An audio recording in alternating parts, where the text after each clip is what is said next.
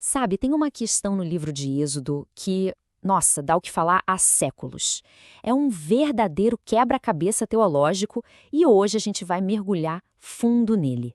E a pergunta que está no centro de tudo é essa aí. Se o texto bíblico diz que Deus endureceu o coração do faraó, como fica a ideia de livre-arbítrio? A responsabilidade foi de quem, afinal? De Deus ou do homem? Essa frase, tirada direto do texto, é o ponto de partida da nossa investigação. Parece simples, né? Mas as implicações dela são gigantescas.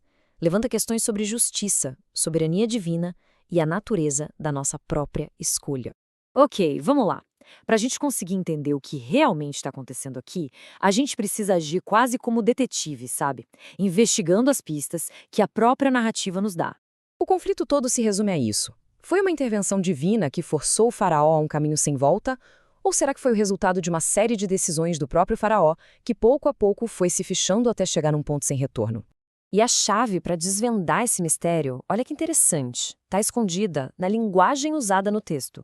O relato não usa só uma forma para descrever o coração endurecido do faraó. Ele usa 3 expressões bem diferentes. Agora, o que é fascinante aqui é essa variação. Primeiro, a gente tem Faraó endureceu o próprio coração, o que indica uma ação direta dele. Depois, o coração de Faraó se endureceu, que soa quase como um estado passivo, algo que aconteceu com ele. E, por fim, a frase mais polêmica, Deus endureceu o coração de Faraó. Isso não é repetição à toa, pessoal. São pistas deliberadas. E aqui está o pulo do gato. A solução não está só em reconhecer que existem 3 frases diferentes, mas em observar a ordem em que elas aparecem na história. A cronologia aqui é tudo. Então, bora para a próxima fase da nossa análise e ver como essa sequência se desenrola. É aqui que o padrão fica bem claro e a interpretação começa a tomar forma de verdade. E esse slide ilustra o padrão de forma brilhante. No início da narrativa das pragas, o texto sempre afirma que é o faraó quem endurece o próprio coração. A decisão é dele, a resistência começa com ele. Só bem mais tarde, na sequência dos eventos, é que a linguagem muda e o texto começa a dizer que Deus endurece o coração de Faraó. A ação humana vem primeiro. Com essa ordem em mente, a gente já pode começar a montar uma interpretação mais coerente. Não se trata de uma ação divina, arbitrária, do nada, mas sim de uma resposta a um padrão que já estava estabelecido. Então, o ponto central é este. Uma interpretação bastante comum, baseada nessa progressão do texto, sugere que Deus não está criando a teimosia no faraó. Em vez disso, ele está solidificando, confirmando, quase que selando uma escolha que o próprio faraó já fez várias e várias vezes. Portanto, a distinção é fundamental. Não se trata de uma imposição divina que anula o livre-arbítrio. Pelo contrário, isso é visto como uma consequência espiritual, direta e inevitável das recusas repetidas do faraó. A ação de Deus é a conclusão de um processo que o faraó iniciou. Podemos pensar nisso de uma forma mais figurada.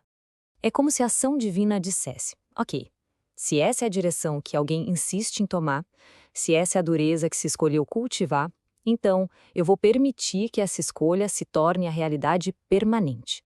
É, de certa forma, entregar a pessoa ao caminho que ela mesma já escolheu.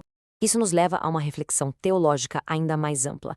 A história do endurecimento do coração de Faraó não é só sobre resolver um enigma, mas sobre sustentar 2 verdades que parecem conflitantes ao mesmo tempo. O texto mantém em tensão, lado a lado, a soberania de Deus, que está no controle do resultado final, e a responsabilidade humana. O faraó é totalmente responsável por suas decisões, e, ao mesmo tempo, essas decisões se encaixam no plano soberano de Deus. E é muito importante entender que essa tensão não é vista como um erro ou uma contradição no texto. Pelo contrário, é um reflexo da realidade complexa da fé, onde a ação divina e a vontade humana interagem de maneiras que nem sempre são fáceis da gente entender por completo. E assim, essa análise toda nos deixa com uma pergunta final, que muda o foco. Talvez a questão mais importante não seja por que Deus, no final, endureceu o coração de Faraó, mas sim, em que ponto, através das próprias escolhas e recusas repetidas, a decisão do faraó já estava sendo construída, tornando o resultado final quase inevitável. O endurecimento pode não começar com Deus, mas com a gente, e isso é algo para se pensar.